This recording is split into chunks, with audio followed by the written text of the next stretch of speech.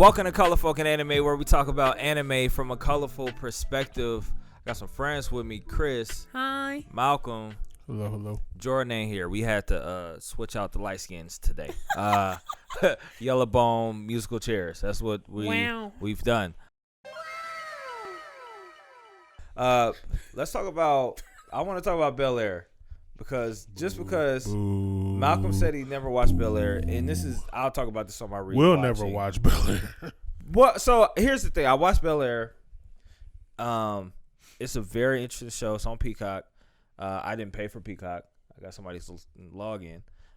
So definitely, probably never still ever going to buy Peacock or Paramount or any of the useless streaming sites. But if y'all want to sponsor us, I mean, it's what's up. But I think I don't know about all that. Say what? NBC. It's like, yeah, let's pick these guys up. We way low on a rung. But the only reason I wanted to bring it up is because I watched the show and I actually liked the show. I think it's a good show. And I wanted to revisit your beef with the show because your beef was, and I heard you talk about it on the Hasbro's pod, is why adapt something or reapproach something from a dark angle? No, nigga shit is always redone from a dark angle. What other angle is there? What? Comedy? Fresh Prince is already comedy. So why wouldn't you just remake it? Why remake something that's already so done? You would be okay with them making Martin as a drama? Yeah, of course I would. What the fuck? Because that'd be great. No, I think that'd be great. I think it'll be great. Matter of fact, YouTube, do your thing because they be doing pilots for that. Because I think if I'd understand Fresh Prince more than Martin. Martin I was think all jokes. Can you make that serious? I guess the point is especially with Bel-Air is you can't already redo something that's already good. They just did it. With who? What you talking about? Bel-Air is a redo of. No, but it's not the same approach. It's a reimagining of the story. It's not the same approach. Like I wouldn't want them to redo what they did either. That's my point. That's what I'm saying. I guess I'm the type of person where I'm just like, it's the same thing as when when they were talking about like they do a season 2 of Squid Game and all that kind of stuff, and I'm like, they need to stop that. They talking about a season 3 already. The thing that was made was good, and let it just be good. And leave it my alone. thing is I don't know, because I watched some of the Wonder Years remake. Mm-hmm. I still feel it was unnecessary, but I like it because it's the same thing from a different point of view. Yeah. You see what I'm saying? Yeah, well, that's like you talking about like Cobra Kai type stuff. Like if you was from Chicago and went to like Atlanta or something like that. Yeah. You know what I mean? That'd be lame. Would that be a lame? That'd be lame. Would that be lame? Sorry, that remind me of you already see the or if he went to like a more like ruralish, like he's not going from like the hood to like palatial estates. If you go from like the hood to like some like farmland or something, like you got people that live in like Wyoming or something. I think the problem is that not the problem. I think L.A. is a cool city. Obviously, they're in Bel-Air, but L.A. is kind of like they that's where some of that stuff takes place. Yeah, and I think like with shows like Insecure and all these other shows, it's like a second Atlanta, like almost where it's like black. I don't want to put black diversity, royalty, entrepreneurship. So like them going from Philly, which is an extremely black city, Philly, right? City of brotherly love, and to go to L.A. is kind of like the black Mecca or part 2 or whatever. Like I said, Atlanta is like the black Mecca. Yeah. I think like you see black people that made it in LA. Yeah. And so I feel you, but I understand why people are so fascinated on going to LA or approaching places like Compton and Watts and all that stuff, even though those are like part of those are like the hoods. It's just LA is just like this like it's overrated, but like it's like this, oh man, this is we've made it what we got here, you know what I mean? It's like I don't know if that's the case, but like I think so in watching this show, this is what I realized what was really cool about them doing this show now. So like Will Smith also does this too in Fresh Prince, where they have a lot of different cameos. They have like people from hip hop culture, R&B, like they have all the folks that on the original Fresh Prince. And what was endearing to my heart as a roc-a-fella stan was as they play this game. Well, two things. Well, few things, but two things is as they play in this basketball game in Philly, like before he has to do his thing. Guess who is the coach of the team? Who? Freeway. Freeway is the coach of the basketball team for like 2 seconds, but it just kind of like touched my soul. I'm like, they got Freeway. They understand what's going on here. Super underrated debut album. Force, one of the best Roc-a-fella albums to come out during that era. It's probably top 5. It's probably top 5. That's if I only have to put one of Jay-Z's album, and then I could pick 4 other slots, it's probably top 3 for me. Like that album, Philadelphia Freeway, so amazing. But and also what I appreciate from the show is too is like a hip hop podcast in a second. The guy, right?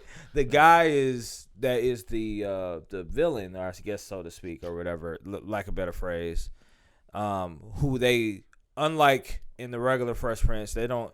He kind of comes from Philly, and his story is just that part of the story absolves itself. It just figures itself out. Mm-hmm. Like he gets to a fight in Bel-Air, and it's like, you got to a fight, so cool. Now you're going over here. You just got to deal with other stuff. Whereas they kind of have this guy who is the guy he got to the fight with at Ball of Bel-Air. He's wait, what? Yes. Do you know who Easy? Hold on. So he ends up in L.A. The villain guy. Yes. Why? I ain't gonna spoil it all the way. I don't care. Well, I care about our audience. Well, I mean, why? But, what? But is he looking for him, or is it a circumstance? He's looking for him. It was the new Will a drug dealer? No. So why the fuck would he be looking for him? I'm not gonna spoil it because I need it to make sense, or else I'm gonna get more upset. Well, you should watch it. Then I'm not gonna watch it. Of course you should. I'm not going to watch it. I think my thing that for me that I feel like I don't necessarily. I always say even when it comes like with music and stuff like that, I'm like let the kids play because I feel like letting them play, especially when they're trying to like reimagine a story that's already been told and stuff like that. It's artistic, and so I'm like, play, go ahead, play. We're in postmodernism anyway, right. So it's everything not is kind of being many new things you can do. Exactly. So my thing for it, the thing that I think makes me kind of like, I don't know how I feel about that, is when I heard about how they recharacterized Carlton's character. So I will say that's the least egregious one. So like Carlton, that's the least egregious. Yeah. So like I like the show. Terrible then. I like the show. And I'm not a fan of that, like how they did Carlton. But I think the more, and the one that people aren't necessarily talking about, the more. So like the problem is they try to put the meat on because they're dramatizing it. Yeah. They're putting more meat on the bones of the certain people's stories.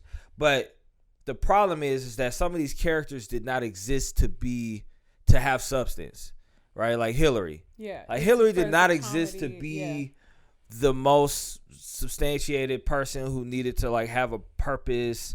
No, that's not what she existed. She had a lot of funny arcs, like in the original Fresh Prince, including Hillary, will you marry? But they had character development moments though. Well, during the Fresh Prince run, the original run. No, don't get me wrong. Like I said, like Carlton was an example of that. Like Carlton, when he starts to realize, like when he starts to actually realize his privilege in the original Fresh Prince, it's one of the most beautiful things in the world because then that's when him and Will start to click on an entirely different level. But I don't have an issue with that in the new show. I think like they can make him whoever he is. My issue with Hillary was like she's like this influencer who's trying to make her way but is burning bridges along the way, and she wants to like not really have to listen to what her mom has to say about her life and stuff like that. And it's like some of that stuff comes from the original Hillary, but some of that stuff is too much adaptation of it's you're modernizing. No, but the whole thing is like that. So they traded in. But the whole thing isn't though. But that's what I'm saying. The point of the show is to be able to reframe those characters and those tropes in a drama in a modern era. They're not going back to like 90s aesthetic and 90s problems. That's true. The most parallel to that would be kind of the I want to do a job, no job, and then finding out that the job, no job you're trying to do is actually work. Right. And then like feeling disenfranchised by the whole shebang. And Carlton should have been like ultra right winged. I think that would have been a better parallel. So the problem, here's my problem with but he sort of is. My problem with the Carlton I heard he do thing coke. In general.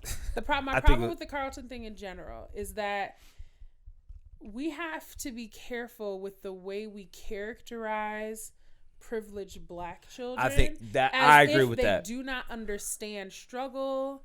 If they do not understand racism. But that was the beautiful thing about Carlton because the original Carlton. The original Carlton. Alfonso. Because Will made that presumption about him. Well, not even just Will. Just during the and Carlton was who he was because that's who Carlton was. Yeah. Yes. And you found that out during the fraternity episode. Oh yes. Where he's like, nigga, I worked for these grades and shit like that. You gonna tell me I ain't black? Nigga, fuck you. Right. Yeah. And then Will was like, yeah, fuck you, nigga. Right. And I think that's what I'm saying. You learn it, and then you talk about the character development. So with that character, how it is in the current one, how would you get that type of moment? I think that's the point with the drama version is I think the problem is they do overlook that nuance, like what you said. Yeah. Like I think I'm never a fan of making proud to be black. Yeah. He's just what a Philly nigga would see as corny. Yeah, they have a moment in there. Well, and I think that's the so I think what they traded was we don't want him corny, we want him assimilated.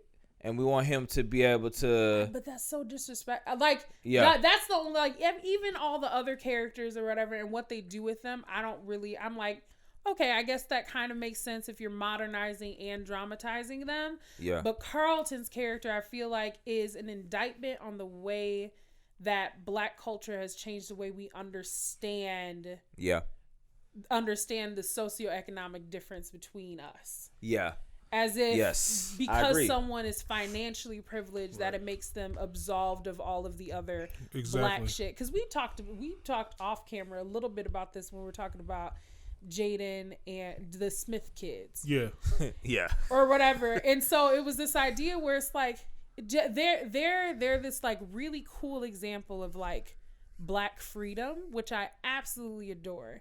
Yeah. But people treat them because they have that sense of freedom and they express themselves freely as if they don't understand or have never experienced the issues that every black person experiences, as if that doesn't exist at their level, and it does. Yeah. It just exists differently than what we experience. But because they have money, we think that they're removed from the black experience because they have money. Yeah, it's like it's dehumanizing celebrities to like the nth degree because of now, like you said, they're still black with money, right? Yeah. It's the whole shut up and dribble thing, and it's like you still have things you feel about your fellow black people with things happening, and that's why I agree with you. I don't agree with I think the only person there was a couple people who benefited from this adaptation to this drama. Yeah. That is Will's character. Particularly Will. Yeah, Will's character thrives because he has a very complex emotional character. I think. Why is he getting hunted? Even does he owe the nigga money? Does he owe the nigga money? No, it make his. He don't owe the nigga money. He not a drug dealer. He don't owe the nigga money. I promise this is detracting from where I'm going. I'm sorry. I was going to say, what do you really watch? Yeah. What do we watch? We'll talk about this more. But I think like Will's character does thrive because the stuff that It never made sense that Will went to an entirely new school and just became the guy right away. Like that didn't necessarily I've done make sense that, to me. so. Have you ever gone to an all-white school? I have. Have I gone? No, I'm not. No, I'm talking to. No, I mean I don't. No, I have not. I've never went to all white school. I have. So there's a phenomenon when there's like a very interesting thing, and the people that will talk about it, like when you go to a, what do they call it, PWI, predominantly white institution. Yeah. There's like it's a thing. It's a weird thing, and so PWI people, like black people that went to PWIs, you can vouch for me. There's a weird thing that happens when you are like the only black person in a white space. That I'm familiar with. You take on that kind of you become the black, you become the black guy. Like, you know what I mean? You become the black guy. And so because especially Will's blackness has like the pop culture behind what rap culture is in white culture, because white kids love pop rap music. And because he has that swagger, the swagger of them, because he dresses like that, because he talks like that, he becomes the physical embodiment of coolness to them. He needs no street cred. He immediately has that because of their perception of blackness from the pop rap that they've been listening to. So that's what made it, when as like a black person that's been in a lot of PWI type of situations, that's what made his situation so relatable right off rip, because it was like, oh yeah, that happens all the time, where it's like, you don't need any street cred, you don't need to prove yourself, you're just a nigga in a white space and you're automatically cool now. Yep, you're a rapper, singer, dancer, whatever it is, whatever I think you player, are, right? And don't let you athlete. be good at that shit. I don't. Don't but let you be I'll a good say singer, good basketball player. My only pushback with that is that I'm not sure if that's the same now, culturally speaking, in schools. It depends. I agree with that. Yeah. With that, I can say theory, that thing that actually happens. But I think like now, because I wonder if it is different. It must be. Well, I mean, I don't know. Because I think social media has changed. I don't think it's different now. I think it's what's cool is different. I don't think it's. I don't know if it's different now. I think maybe you probably have to play the role more now. That's my point is like, I think social media has kind of altered the epicenter of cool, if that makes sense. So like, what is cool has been, the location of it has been shifted to like this nigga will thing. Always be cool. Well, no, that's but also like, put it on a t-shirt. But like, you ain't hear nothing about black cars getting pulled until like the last 5-10 years, or people not being black enough in this kind, and like that in the cultural sense, as of just of late. And so like now you're dealing with students. Sorry, I will say thinking about my job, but like students who they have to experience like cool is not innately in them all the time. Like being black in a white school, I know that like like you said, like 90s, early 2000s, that's a real thing. I but will now say that I think that the idea of blackness has broadened, which hallelujah. Thank God. Yeah. I mean, I know it's killing some of y'all street cred, but thank God. But the idea of what blackness is has broadened because of social media and media in a general sense. So I think the cool black dude is still the hood black dude. Well, not really though. Not with kids the same way not that with it was. Yeah, that's what I'm saying. Not with you the talking about high generation. school? Yeah. So I mean, this you don't think it applies in high school? It is, but what's cool is different. So it's not that you're still getting kind of some of the street cred from like popular black culture, especially if you fit that mold. Yeah. But there's still an element where like other people have grown to understand whether like that you're not cool in a general sense. Like you don't just get to be cool for being black anymore. Yeah. You have to fit the mold more so than you used to have to. Oh, that's a downgrade, ain't it?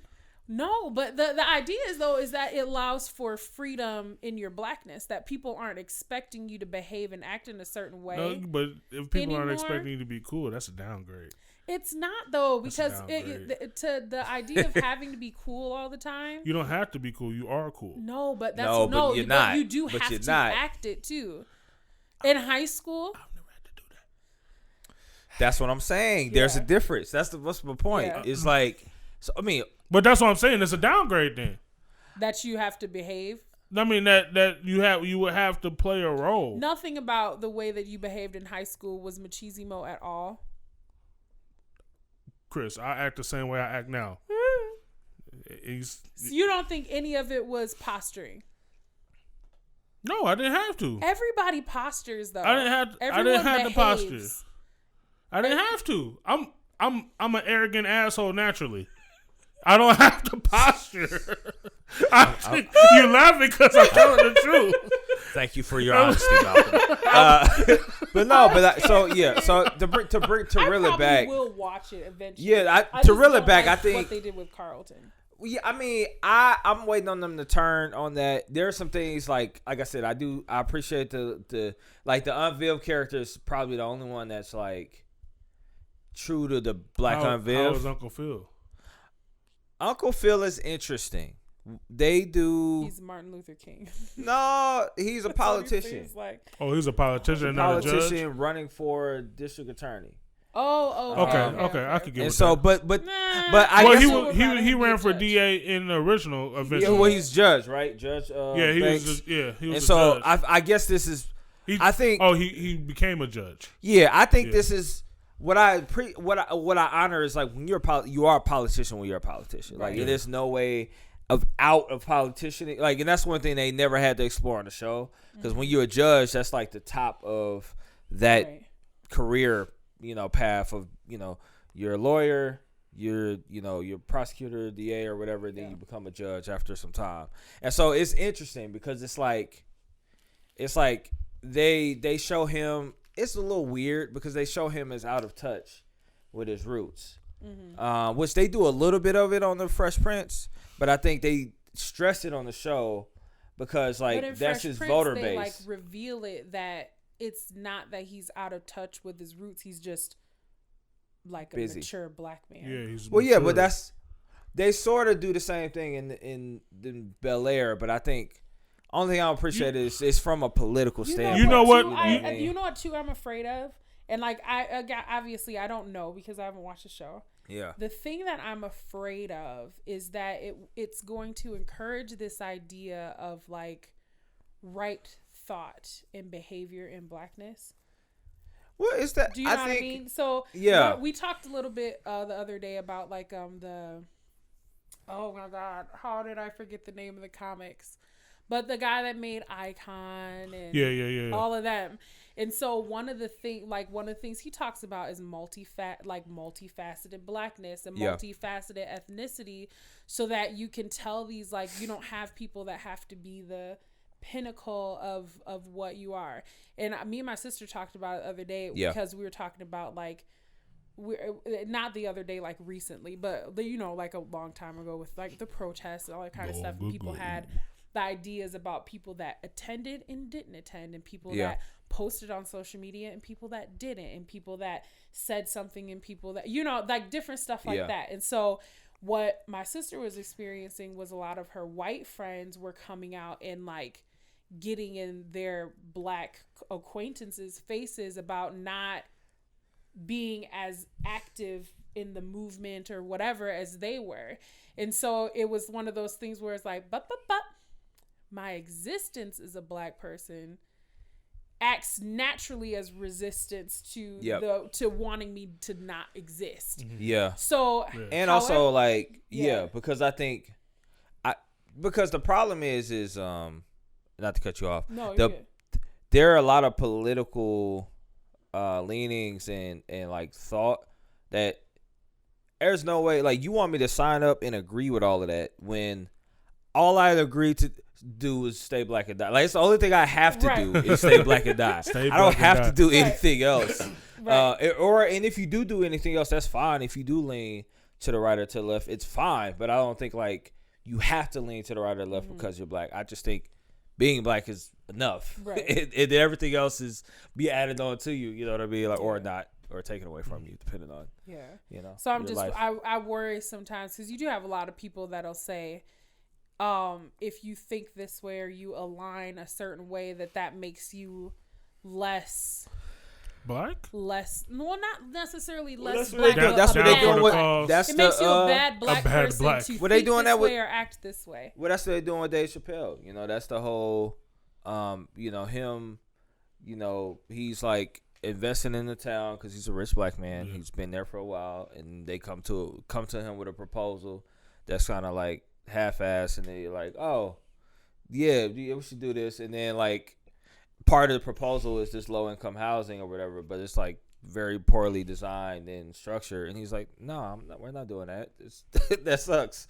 And they're like, well, Chappelle has money now, and look at him. He's trading up on us. See, and that's like, I might get us canceled. Just I warning. feel like I already did. we might have to cut out. That is my issue with buy black. There we go. Ooh, here The we go. product There we and go. service has to be good. I have no problem supporting black business, Yeah. but I'm not going to support a black business just because it's black. Yeah. Be black and good, please. Yeah. You know what I mean? So that's what I'm saying. So if so with that being said, like, so if I was like, I don't want to go there, and I go to like the best in town and it's owned by a white person or Asian or Middle Eastern person, somebody that's not black, people will say, why don't you just buy it from there? Because they don't offer as good a service as this place over here. They don't offer Like, dietary. They don't have dietary needs met. It's not because, well, a lot of black places do good on that now. But it's like I'm not going there because I'm not going there because I'm anti-black. Mm-hmm. It's like, this is the service I want and need, and so I'm going to the best provider of that said service. I think of that as like privilege because we were like my little PWI story, right? So there used to be these people that would say stuff like, I don't shop at Walmart because of like all these like kind of like really righteous to them type of ideas and stuff like that. I just don't like Walmart, right? Like different stuff like that. I don't like Walmart's in at Milwaukee. the time, right? At the time, it was one of those things where it's like it's the most accessible and the least expensive option for a lot of people. Facts. So Walmart is as popular as it is because it's a lot of people's really only viable option. Yeah. And so people have their things about like there are other viable options. You have other options, and it's like, I mean, yeah, maybe if I had a car or reliable internet service there's all these other caveats that come behind it. And so when I think about even the idea of buying black, there are always really, really good black services out there that you could use, but sometimes they aren't as accessible as people think that they also in their they're minds. a small business, so they're not going to get the deals on bulk that these others, so their price is going to be higher. Like, and you have to go there when you have it. Yeah. Like I love like some of the like the black anime brands and stuff like that, and whenever I have the money, I'm buying from them, like always, and especially because like nowadays they find really, really good, and that's the other thing where it's like what level of blackness. So if I buy from someone who like a black designer, but their stuff is made like the cloth they get or the factories they work with, or like a makeup brand and the people putting together the chemistry stuff are just, how deep do I need to go? Because you have some people with like the vegan thing where they'll be like, no, it's got to be from inception vegan process. So they'll research like where all the materials for the stuff they got came from, who's putting them together, who's mixing them. Do the people that make them eat meat? Right. So you have some people that go that deep. So then it's like, well, what's the bare minimum? Yeah. And I was like, the bare minimum is being a nigga. That's what it is. Being a nigga and existing in spite of what the world wants you to do in some cases, which because the majority of non-black people got to go through the same type of supply chain. Facts. So it's the establishment of the business and and your product. Yeah, for sure. That's really, really good. But it better be good. Y'all know the slogan: stay colorful, peace.